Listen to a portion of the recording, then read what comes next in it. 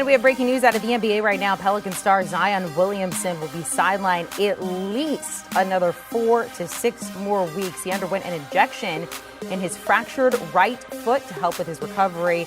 Still hasn't played at all this season, with his last NBA action coming all the way back in May. Zion Williamson has now missed more games throughout his professional career than he's played in. You see just the injuries that have plagued him dating back to 2019.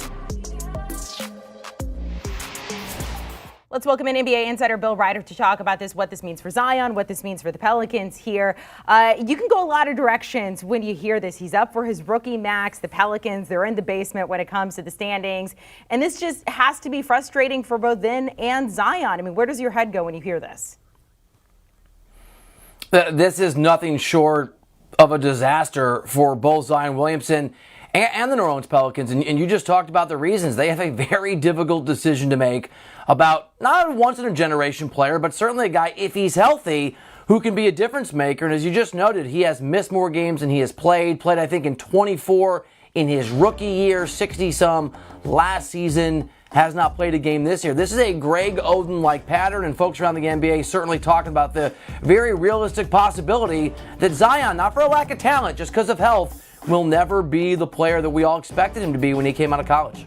We talked to Rip Hamilton about it a while ago, and we asked him, hey, I mean, if you're the Pelicans, what do you do when it comes to his rookie max? He said the Pelicans, in his opinion, should do everything they can to keep Zion despite the injury list we see here. But in your opinion, what do you think the Pelicans should do? Yeah, talk about being between a rock and a hard place. If you're the Los Angeles Lakers in this situation, or the Chicago Bulls, the Miami Heat, or the Brooklyn Nets, I think it's an easy and it's a hard no.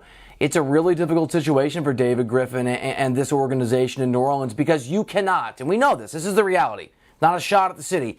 You can't attract talent to New Orleans. You can't keep talent in New Orleans. Chris Paul was a Pelican. Anthony Davis was a Pelican. And the expectation before this season and Zion's inability to get on the floor was that Zion very well might play out his contract and go somewhere else like the New York Knicks. So as much as I hate it, and I think you are flipping a coin, Amanda, as it relates to the next 3, 4, 5 years of your organization's opportunity just to be competitive, I think you hold your nose and I think you pay Zion. I think you give him the money and you hope that he's more Joel Embiid than he is Greg Oden, in the sense that, yes, injuries early on, but he transforms into a perennial MVP candidate. Because in this market, in this situation, I don't think you have a choice. The number one overall pick in 2019, and as you mentioned at the beginning of this, I mean, just such hype around this guy, and we know what he's capable of.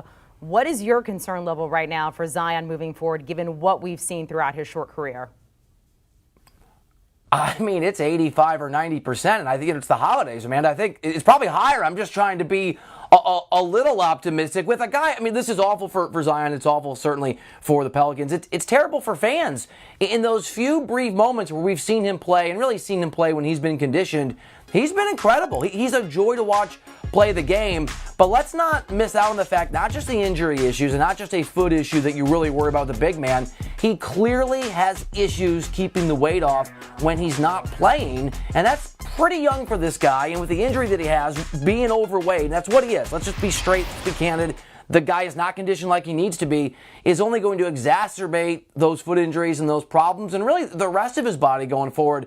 So my concern level is through the roof. You're looking at a guy, and it can go another direction, but to talk about his career not working out, to speculate, and if you're the Pelicans, have to weigh this, that he may be a bust, unfortunately, that's a very real thing you have to calculate now. Tough news for Zion, tough news for the Pelicans, and as you mentioned, tough news for fans. Still waiting to see what Zion Williamson can do. Bill Reiter, thank you so much for joining us here on CBS Sports HQ. Again, Zion Williamson out another 4 to 6 weeks, getting an injection in his foot there. But the games you do have coming up tonight, there's some fun ones. 76ers at Nets.